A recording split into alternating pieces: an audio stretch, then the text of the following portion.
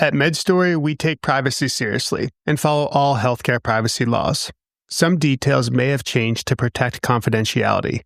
The views expressed are solely of the individual speaking and do not represent the views of their employer. Daughter comes out, my older one, and so I'm drying her, and she's, "Mommy," and I was like, "What is it?" And she's, "I want you to be happy. I want you to be happy, Mommy." And I felt terrible. It's like, why is a little kid, an innocent child, feeling my stress? Here I thought I was all high functioning, checking off all the boxes, everything was going well. But it wasn't, because my kids were feeling my stress. Welcome back to the MedStory podcast, where we share the stories of the greatest minds in science and medicine. I'm Spencer Lockett. On today's episode, we dive into the story of Dr. Gandhi. She was living her dream, top physician, mother, beautiful home. But one night, an innocent question from her daughter revealed a profound lie. A child's innocent words. That was the moment Dr. Gandhi realized her perfect life was a cage. For years, she chased prestige only to find a deepening disconnect. She was a successful doctor, but a burnt-out human. This awakening was the start of an inward journey from professional exhaustion to radical self-awareness. It forced her to challenge the toxic expectations of modern medicine and take a terrifying leap of faith into coaching and entrepreneurship. Her transformation didn't happen in a sterile hospital or in a corporate office. It began that single moment of stillness, and it would ultimately reshape not only her career, but how she defines wellness for an entire generation of doctors. This is Dr. Gandhi. This is her story. So you have multiple hats as an entrepreneur, as a coach, a speaker, even working for a telehealth company. But I want to zoom back before all of this. Tell me about your career, how it started in medicine, and then how it evolved. Yeah, I feel so fortunate, that I wanted this career very much, and I was able to become a physician, and I at one point I found myself sort of in my early 30s. I thought I had landed my dream job. I had 2 little kids. I finally had a mortgage. I was like, wow, chipping away a little bit at those heavy loans. And I just thought, wow, okay, I'm checking off the list, but I realized that there was like this disconnect. And I was just like, why? I should be more happy. I mean, there's people that are struggling, suffering. I mean, I'm here at this point. I was hoping for this. I was just dreaming of this. What's going on? And I just felt like there was this problem with my inner alignment, and I couldn't sort it out. Everything looked great, like I said, on paper. And, it was an incident with one of my kids that just kind of shook me awake.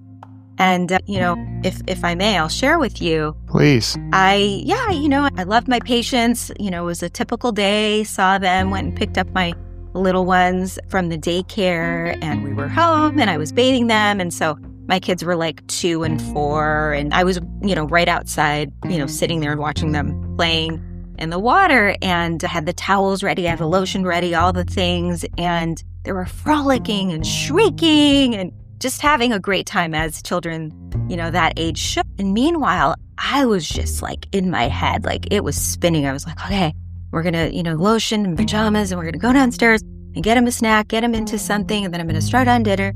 And then, oh yeah, what about my schedule tomorrow? And I mean, oh my goodness, it was just going. And I'm sure it had been like that thousands of times before. But this day was different. Something was very different.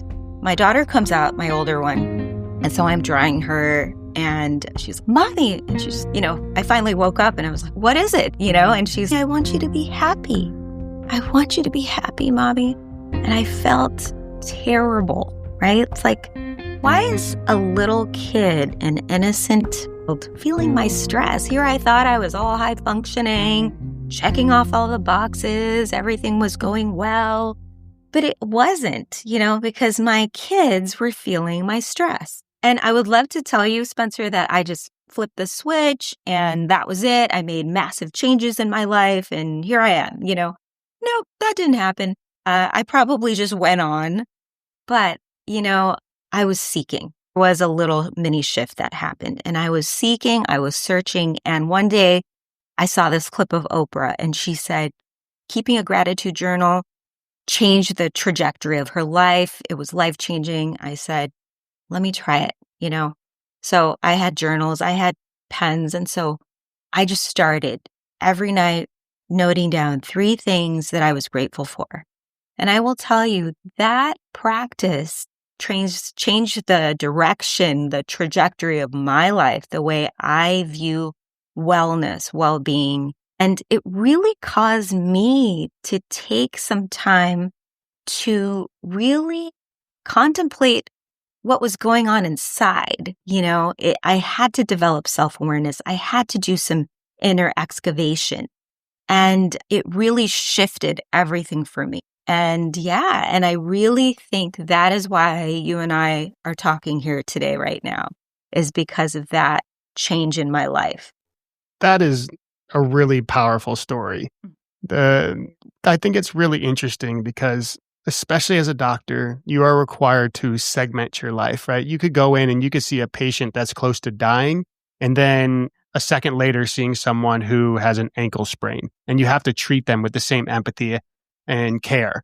And we think that we have the ability to put on that face, but it shows that over time, if that stress and unhappiness continues to linger, that someone, even like your child, can notice. That's powerful right there. So you noticed this, you started this journaling, you started to realize the power of it. Then what happened next?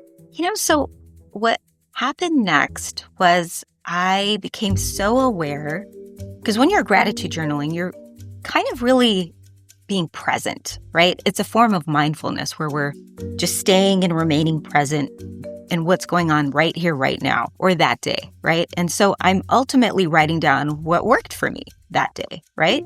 At the end of the day, which is when I did it.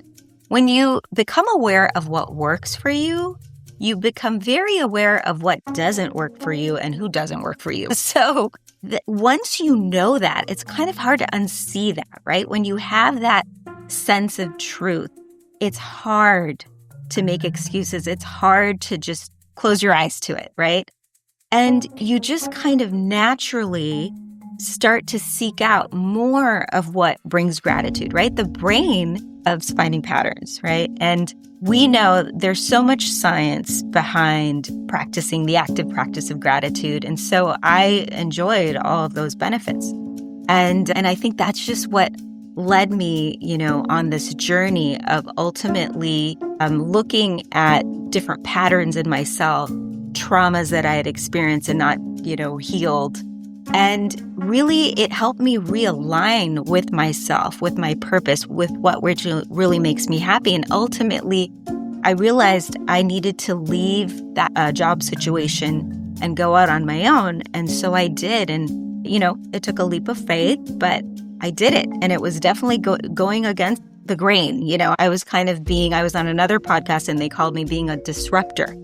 And it was that, in those days, we're talking almost like 20 years ago, 15 years ago, we didn't use the words burnout, right? That didn't exist. And it certainly didn't exist for someone who was kind of early into their career. But, what I realize now, and when I talk about burnout or teach or help people with burnout, is burnout's usually coming for 2 basic reasons. One is you might be doing something you love, but it's just too much. And there isn't a balance of you resting, of you giving yourself self-care, right? It might be just too much even of a good thing. Or what you're doing is not aligning with you. It's not working for you. And it's easy to say, just quit and go. And that isn't always an option for people. So you have to do it in your own way. And it took me some time. I didn't just, the next day after my daughter kind of scolded me, didn't go and say, okay, that's it. It took me a while. It took me years, right? But, the wheels get turning, right? And everything's a process. So that happened, I ended up, going into practice on my own and for many different reasons. And I will share probably the pandemic, as horrible as it was, as devastating as that was, gave me a little bit of time and space again, because everything kind of shut down for all of us to just kind of go inwards and to just think about, okay, hey, what's going on again? Let me kind of reassess my situation, And then that also led to some shifts and some pivoting, which is what led me here, which is why we're talking again today, and I can share that journey with you. Yeah. Wow. So take me to that moment. What were you feeling emotionally when you made the decision to leave the practice and start your own thing? It was really tough. I had been thinking and, having these feelings for a while. And, one day, I think what I ended up doing was I called HR and I just kind of wanted to know, where am I at in terms of my retirement and all those numbers, right? I was like, where am I at? What's going on here? And it wasn't what the person on the other side of the line said. I think it was just the exercise of doing that. That was just now what? So what does it matter? What are they going to say to you? It just got to a point where I just knew it wasn't lining up for me anymore. And I just couldn't do it anymore. And I literally, the next day, I loved everyone I worked with. I loved my patients, but I had to go in and say, hey, listen, I think I need to leave. And and I also didn't want to push myself and run myself into the ground where I was now not going to be giving my patients and, my colleagues what they need and deserve, right? And I didn't want to hurt myself. So I just knew, and I had a situation where I had a little bit of room to do that. I know not everybody does. And I made that call and I did it. And it was the right move for me. I think what I've learned along the way too is, sometimes, of course, you don't always get what you want. And there could be many reasons. Maybe something better is coming from you. Maybe you're being protected in some way. Or maybe there's just more that you need to do or that needs to happen before you get that. Sometimes you get what you want. And after a while, you don't want it anymore or you're done with it. And I think that's been a big realization in my life, too. It's okay to have loved an experience or, a relationship or a job, a color, a type of food, and have enjoyed it and be done and complete and be ready and open for the next. And I think what I've realized about myself is I'm a forever student. I love learning. So it's just, that's how I feel engaged and alive. And so I constantly I'm looking to learn new skill sets and use them. I think that this really aligns with one of my favorite words. It's called ephemeral. The idea that things are always changing. And the sooner that we can come to terms with the idea that nothing in life is permanent, absolutely nothing. And if we can let go of that idea of permanence and understand that this is a constant fluid state that we need to flow with, not against, it can be so powerful. I imagine that the other physicians that you're working with may feel stuck, saying, you know what, no, I need to stay here, or I don't feel ready to make that jump. How do you help guide them in these kind of situations? That's a great question. And I love your word, ephemeral. It's a beautiful word. I came across a quote, I think it was years ago, that just stuck with me. And we're in a situation where, we feel stuck, like you said. I feel like there's kind of three main choices: change, accept, or leave, right? And sometimes you have to do a little bit of all three, right? So, you ask yourself, can I change myself in the situation? Because I think it's very important for all of us to realize in every situation in our lives, we are the common denominator. And I'm not saying if something awful is happening that it's your fault and you caused it. I'm just saying that you have a hand in it, right? Maybe the way you respond to it, the way you react to it, the decisions you make, you have some hand in it. So that's the concept of co-creation, right? We are the co-creators in our lives. Can you change yourself? That's the first question in the situation. Can I change myself and not hate the situation anymore, for example? Okay. Can I change my mindset? Yes, no. You ask yourself this question. Can I change the other party, the other people or company or whoever it is that's a part of the situation? Is that actually going to happen? Even if they say it will, is it actually going to happen? Is it feasible? So you have to ask yourself all these questions. Another thing to think about is acceptance. You know what? This cannot change right now for a variety of reasons.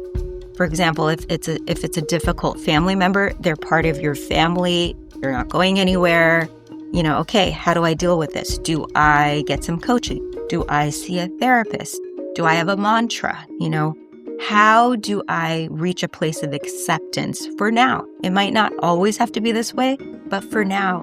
And then the third option is leaving. Sometimes there's no choice, and it's just, I need to remove myself from this situation. I need to block this person. I need to resign. I need to stop, eating, a certain ingredient because it's going to hurt me. Whatever the example is, I kind of tend to go back to that framework. I love that framework. That's a great way to kind of break it down into saying there are 3 things that are within your control, and those are the things that you need to be focusing on. And I find that when we're going through change or trying to accept change, oftentimes we're like, I need to wait until I feel ready. The key is to start before you're ready, because ultimately you're never going to get to that point where I feel 100% confident in the decision. It's just not how life works. So take me now, fast forward, because you then started your career, you started your own practice, you became a coach. And if you were to look back now, what are some of the biggest things that you learned as now a business owner? Oh yeah, a lot. Lots of learning. So all of this took several years, right, in the making. So I went off on private practice. I acquired some different skill sets. I went in some different directions. And then I think, again, like I said, that time of the pandemic, was kind of a time of profound growth and change in my life. And what I'll say that's worked is, I think what you just said, Spencer, which is you're never going to be 100% ready and then jump. Like you have to jump before you feel ready.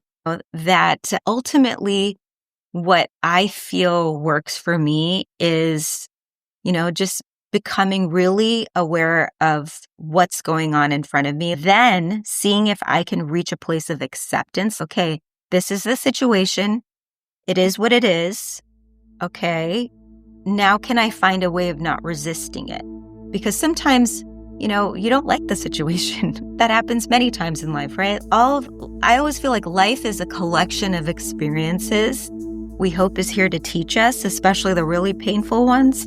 Some are glorious, some are sad, but it is a collection. That is the human experience. So just kind of, reaching that place of acceptance after you've had all your emotions. We can't bypass emotions. We all know when you do that, you end up pretty much blowing up on someone else who didn't deserve it or being self-destructive to yourself. So after you've had your emotions, seeing if you can't reach a place of acceptance. For me, gratitude has really helped me do that, where I'm like, well, is there a silver lining? Let me try to find one. It's hard sometimes.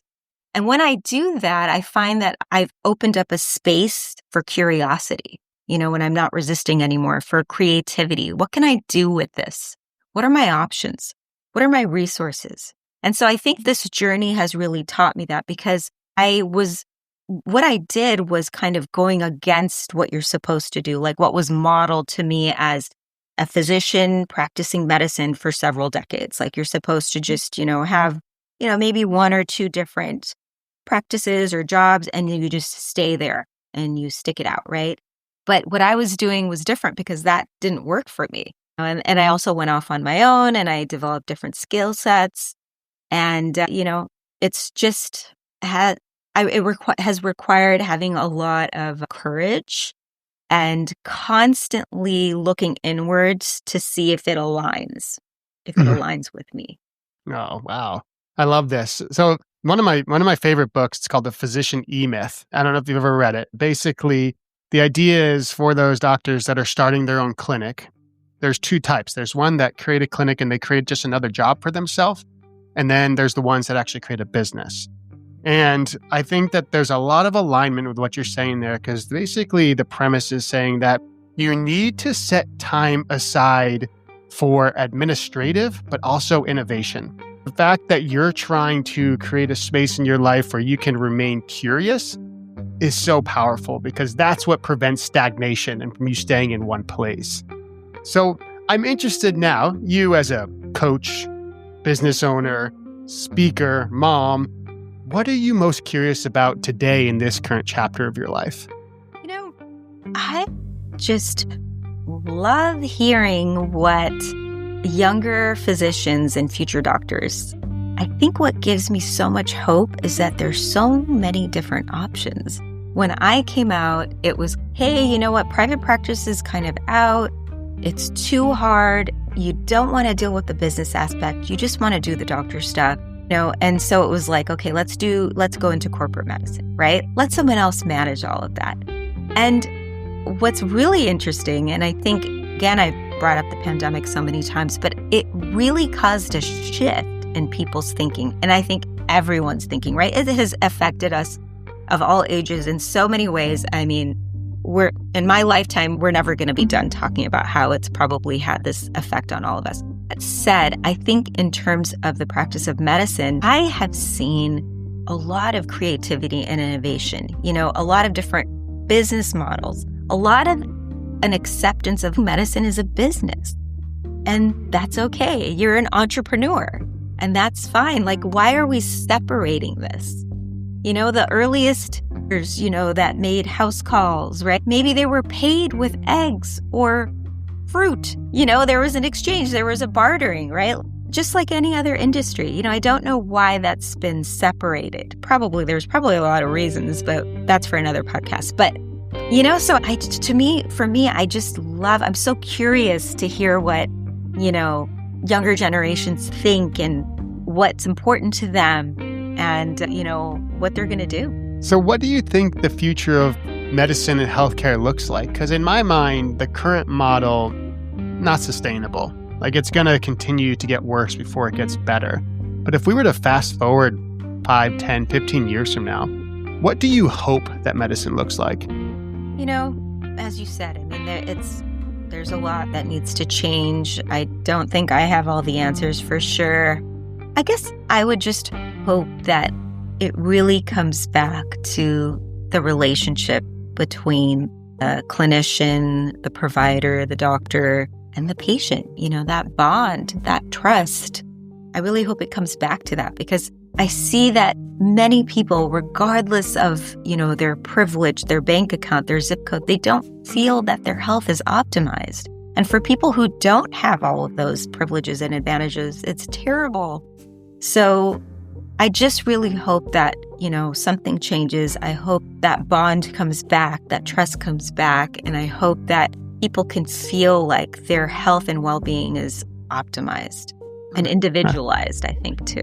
I agree. And you know what? After now having interviewed hundreds of doctors, I am seeing a momentum and a shift happening. Like, it's almost grassroots at this point, but I'm sure it's been going on for a long period of time where the providers are like, you know what, enough is enough.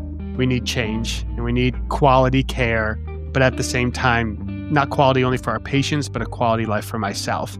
And I agree. I think that it's gonna be a bumpy road along the way, but I think it's absolutely possible. So what about for you personally, with you and your career and your business? Where do you want to be 5 years from now? I right now I'm so grateful for where I am, for what I am able to do. It is so gratifying. It gives me so much joy. Right now I'm pinching myself. I really am. I'm just so happy and fulfilled, between my private practice where I'm a midlife women's health and hormone specialist. I do work for a telehealth company as well called My Alloy. I acquired during the pandemic, it gave me some time to kind of contemplate again, right? Because everything kind of slowed down, as awful and devastating as it was in so many ways. It did make us all shut down. Like, we literally were in our houses. And so that did give me some time to think about things. And I was able to really do a deep dive into menopause medicine, which I hadn't been trained in, and many of us aren't, and it's still lacking in medical schools. Hopefully that's changing, and in residencies. So I got to do a deep dive and really learn all about that and become a certified practitioner. I also was able to figure out how that I really was interested in coaching. A good friend had told me, hey, this would really line up for you. You should do this. And I, tried that, and I ended up enrolling in a program. So I got my certification as a personal development coach for physicians and others. And so for me, I feel like I'm just so grateful to be able to acquire these skills and now use them, and at the core, what I realize is my passion is in empowering people that I meet, and with education so that they can lead a healthy and fulfilled life. So if I get to keep doing that, if I get to keep being, a part of a change in women's health, if I get to, be a part of a shift in the culture of medicine, I can't ask for anything more. I think that's actually pretty unique in how you decided to answer this, because oftentimes people jump right into their dreams and their goals, but for you to bring it back and to talk about the present and how grateful you are, and really the goal is to remain grateful as you continue your journey, then that's going to be a vision worth searching for, right? And so I have so much respect for that. So there are going to be many healthcare providers that are listening to this that feel stuck in their own way. What do you want to say to them? You deserve to take some time for self-exploration. You deserve to set some time, some money towards in yourself, into your personal growth. This career in medicine, when I do presentations, I show this, there's like this visual, and I feel, visuals really help, right? Picture's worth 1,000 words. And I have this picture on one of my slides, and it's like you're going up a mountain and there's really narrow, and it's like really windy, and it just goes on all the way up the slide.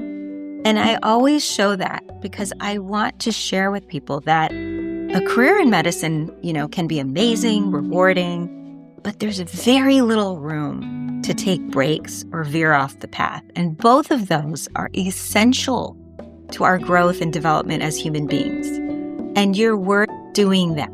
You're worth putting money towards that, for whether that means journaling, listening to certain podcasts, reading books, hiring a coach, maybe getting into therapy, because honestly, everyone needs therapy. You deserve that.